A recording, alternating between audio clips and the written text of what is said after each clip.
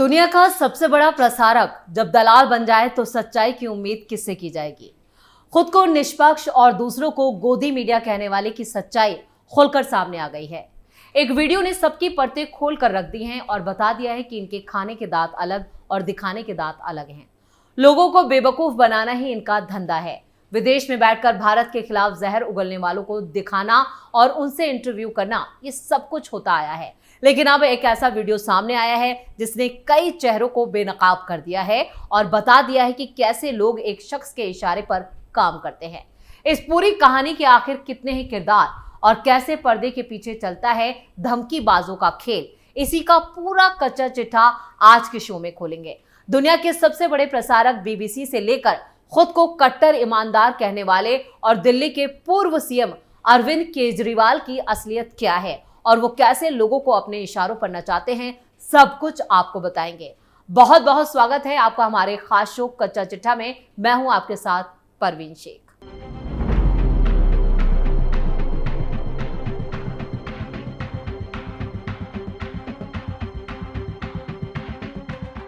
Media की एक वामपंथी दुकान है ब्रिटिश ब्रॉडकास्टिंग कॉरपोरेशन यानी कि बीबीसी, और खुद को निष्पक्ष होने का दावा करने वाला बीबीसी कितना सच्चा है वो आपको आज के वायरल वीडियो से समझ में आ जाएगा। और ये भी समझ में आ जाएगा कि कैसे पर्दे के पीछे इंटरव्यू का खेल होता है। एक तो बीबीसी और एक मास्टर साहब हैं अवध ओझा, जो संघ लोक सेवा आयोग यानी कि यूपीएससी की प्रतियोगी परीक्षा की कोचिंग देते हैं। एक राजनीतिक दल है आम आदमी पार्टी यानी कि आप। वैसे हैं तो तीनों ही एक ही थाली के चट्टे बट्टे, पर कभी कभी हित देख एक दूसरे की दुकान बंद कराने की भी कोशिश कर लेते हैं। ऐसी ही एक ताजा कोशिश में आम आदमी पार्टी के पदाधिकारियों ने बीबीसी का इंटरव्यू बीच में ही रुकवा दिया, कैमरा बंद करवा दिया। रिपोर्टर सर सर सर कहता रह गया, अवध ओझा की मनुहार करता रह गया, पर सर ये कहकर इंटरव्यू छोड़ गए कि पार्टी लाइन डिसाइड करेगी। और बीबीसी का यही वीडियो सोशल मीडिया पर वायरल हुआ है, जिसके बाद सवालों की बाढ़ आ गई है और बीबीसी के गड़े मुर्दे भी उखड़ने लगे हैं। पहले वायरल वीडियो के बारे में आपको बताते हैं कि कैसे खुद को शिक्षा का दूध पीने वाला कहने वाले भीगी बिल्ली बन गए हैं।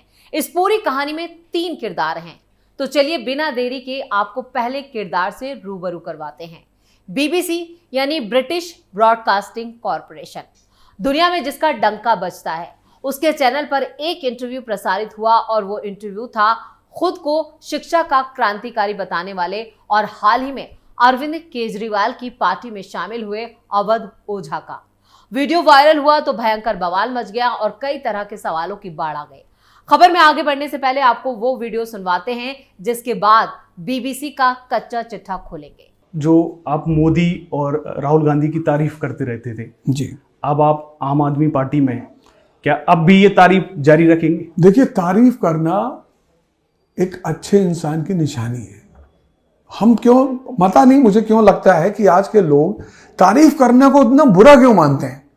आपकी शादी हो गई मान लीजिए, तो फिर उसके बाद सारी दुनिया की जो स्त्रियां हैं, पुरुष हैं, वो आपके लिए बुरे हो गए। तारीफ एक पॉजिटिव माइंडसेट का काम है। हमारा राजनीति में, पॉलिटिक्स में, डेमोक्रेसी में किसी से दुश्मनी थोड़ी है।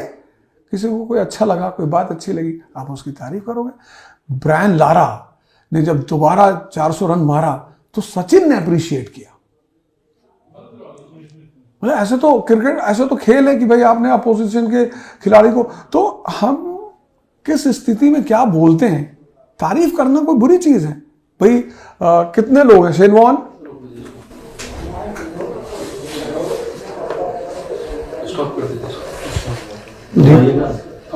आपको मैंने बोला था ना कि हाँ, मतलब उल्टा सीधा सवाल नहीं करने चाहिए।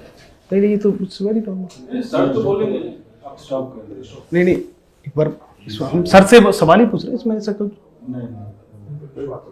Sir, it's very normal. हमने ऐसा कोई सर ऑब्जेक्शनेबल सवाल पूछा आपसे, मैं आपसे इतना पूछना चाहता हूँ। नहीं, हम कैमरा भी करेंगे, लेकिन हम सर से पूछा, सर हमने कोई ऑब्जेक्शनल सवाल पूछा ना। ये देखो, मैं बताता हूँ जी, पार्टी लाइन डिसाइड करेगी।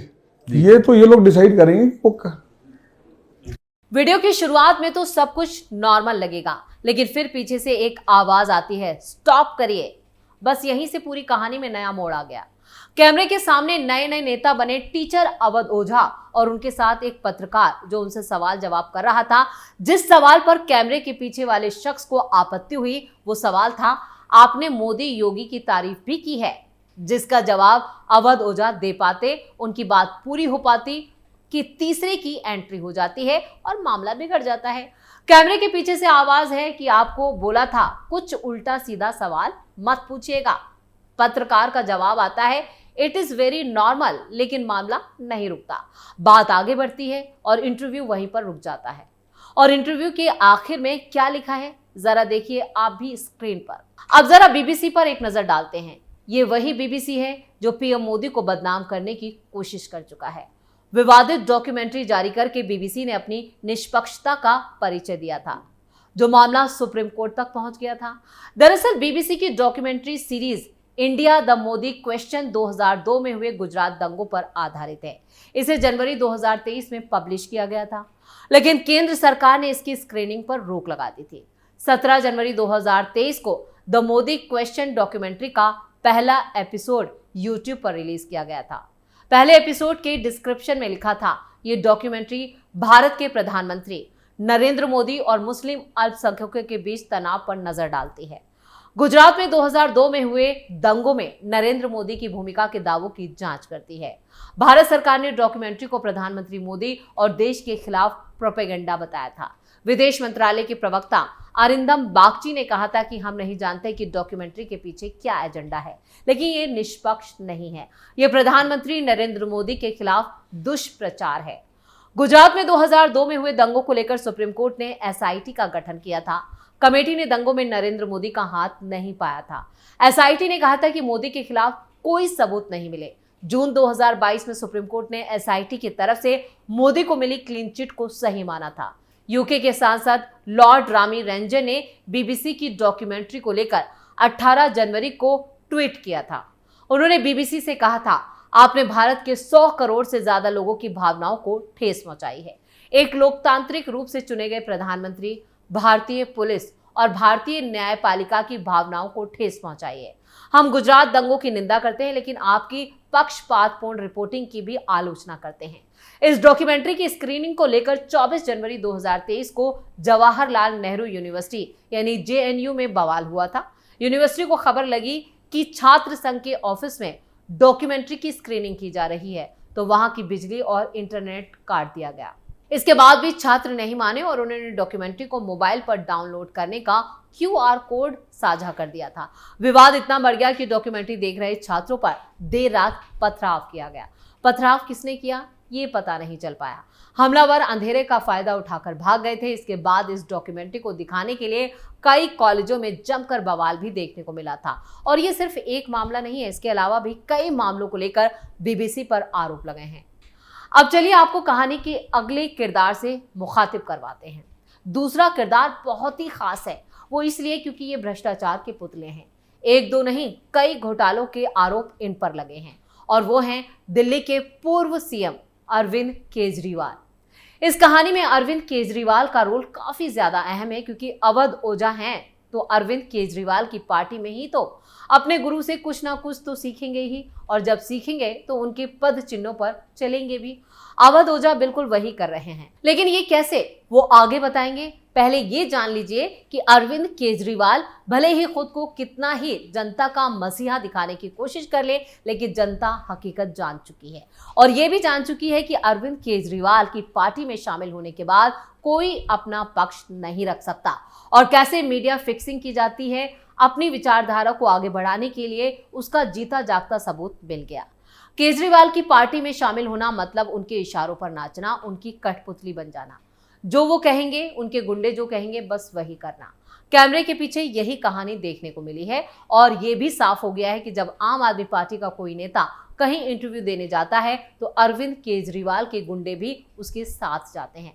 वैसे ये कोई नई बात नहीं है कि उनके गुंडों ने इंटरव्यू को रोक दिया हो। जब खुद अरविंद केजरीवाल मीडिया फिक्सिंग करते हुए रंगे हाथ पकड़े गए थे तो उनकी खूब भत पिटी थी। हाँ, ये वो वाला थोड़ा थ्योरेटिकल है, कॉर्पोरेट वाले जो बोल रहे थे ना, अच्छा, काफी थ्योरेटिकल है, इसलिए उसमें मैं नहीं जुड़ा। अच्छा, तो वो एक तो उसमें ये जितना मिडिल क्लास है वो एंटी हो जाएगा कि हम प्राइवेटाइजेशन के खिलाफ हैं, कंपनियों के खिलाफ, वो मैं इसलिए मैं नहीं आ रहा। ओके, उस डिबेट में मैं पढ़ नहीं रहा था जानबूझ के, बाकी कुछ। और ये जो हाशिए पर जो 80% समाज है, इसमें बोलेंगे, इसमें अब आ जाइए ना, उसको वो व्यक्त तो वही है असल में देश भर में। बिल्कुल।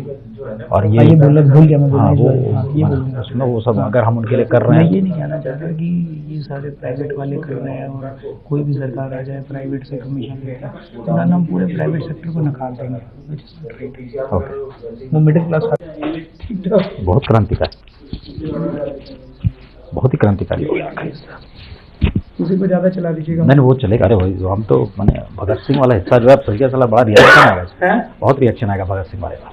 अरविंद केजरीवाल के इस वीडियो के वायरल होने के बाद जमकर बवाल हुआ था। बीजेपी के वरिष्ठ नेता अरुण जेटली तक ने कहा था, जब पुण्य और पाप मिले। जेटली ने ब्लॉग में केजरीवाल के इस इंटरव्यू का जिक्र करते हुए कहा कि अपनी एक खास इमेज बनाए रखना आम आदमी पार्टी की रणनीति रही है। वीडियो से ये साफ तौर पर दिखता है कि पार्टी और उसके नेता अपनी छवि चमकाने के लिए कैसा छल करते हैं। वो अपनी छद्म छवि को प्रोजेक्ट करते हैं। जब पुण्य पाप से मिलता है तो साजिश की गुंजाइश नहीं रहती, क्योंकि वीडियो में अरविंद केजरीवाल और पत्रकार पुण्य प्रसून वाजपेयी नजर आ रहे हैं और ये वीडियो आने के बाद अरविंद केजरीवाल पर मीडिया फिक्सिंग का आरोप लगा था। इतना ही नहीं, अरविंद केजरीवाल पर इसके अलावा भी कई आरोप लगते रहे, चाहे वो भ्रष्टाचार का हो या फिर घोटाले का। अब अपनी कहानी के अगले किरदार की तरफ बढ़ते हैं और उसका नाम है अवध ओझा, जो कि पेशे से खुद को टीचर बताते हैं, जिनकी आम आदमी पार्टी में आने के बाद सेल्फ रिस्पेक्ट खत्म हो चुकी है और वो सिर्फ और सिर्फ कठपुतली की तरह काम कर रहे हैं। उन्हें अगर रुकने को बोला जा रहा है तो रुकते हैं, बोलने को बोला जाता है तो बोलते हैं। अवध ओझा ताजा आपीए बने हैं। दिल्ली की शिक्षा क्रांति से प्रभावित होकर पूर्व मुख्यमंत्री अरविंद केजरीवाल और मनीष सिसोदिया की मौजूदगी में आम आदमी पार्टी का पट्टा पहना है। आप में शामिल होने से पहले यूपीएससी की तैयारी करने वाले छात्रों के ओझा सर प्रधानमंत्री नरेंद्र मोदी के फैन हुआ करते थे। कहते हैं कि बीजेपी से टिकट नहीं मिलने पर उनका मन राहुल गांधी के लिए भी डोला। कथित तौर पर बीएसपी ने भी उनको टिकट दिया था, पर आखिरकार राजनीति की पाठशाला में उन्हें ठोर आम आदमी पार्टी में आकर मिला है। इसके बाद से वो लगातार इंटरव्यू देकर अपने पुराने बयानों पर सफाई दे रहे हैं, आपको बता रहे हैं क्यों वो आम आदमी पार्टी में शामिल हुए वगैरह वगैरह। लेकिन बीजेपी और कांग्रेस ने जब कबूल नहीं किया तो आखिर में आम आदमी पार्टी में जाना उनकी मजबूरी बन गई। लेकिन केजरीवाल की एक खास बात है, वो अपने से ज्यादा ऊपर किसी को देख नहीं सकते, इसलिए वो ऐसे नेताओं को साइडलाइन करते हैं जो उनके लिए खतरा हो। अवध ओझा की पहचान मोटिवेशनल स्पीकर और शिक्षक दोनों की वजह से है और अभी हाल ही में जब वो आम आदमी पार्टी में शामिल हुए थे तो उन्होंने कुछ कहा था, जरा आप भी सुनिए। और मेरा यही कहना है, मैं तो हमेशा ये नारा देता हूं कि शिक्षा शेरनी का दूध है, जो पिएगा वो दहाड़ेगा।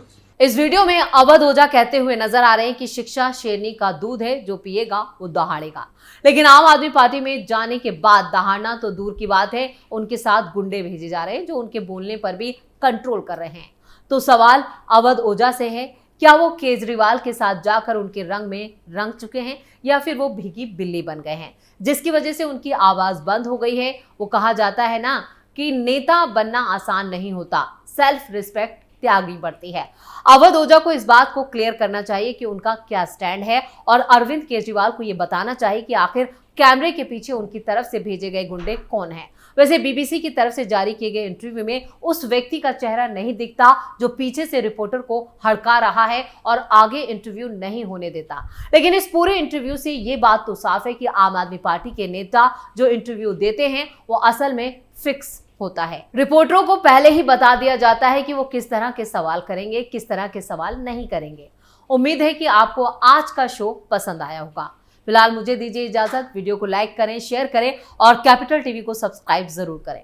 नमस्कार।